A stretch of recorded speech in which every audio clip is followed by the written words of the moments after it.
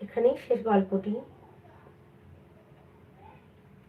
ছোট সারাংশ হিসেবে বলেছেন গুরু, চলার পথকে অবাধ করার কৌশল, অর্থাৎ কাজের ক্রেডিট অর্থাৎ সুনাম কখনো নিজে নিতে নেই, ক্রেডিট সুনাম দিতে হয় অন্যকে।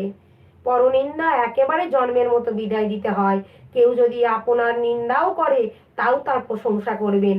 ধৈর্য সহকারে এমনত্তর যদি করতে পারেন, দেখবেন প্রকৃতি আপনাকে সুপ্রতিষ্ঠিত করে দেবে সমাজে। অকপটে নিজের ভুল ত্রুটি স্বীকার করবেন এবং নিজেকে সংশোধন করতে চেষ্টা করবেন। যারা আপনার ভুল ধরিয়ে দেয় তাদের ধন্যবাদ দেবেন।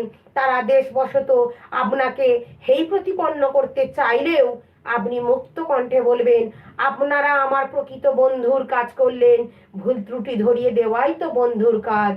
আর কখনো রাগ করতে যাবেন না।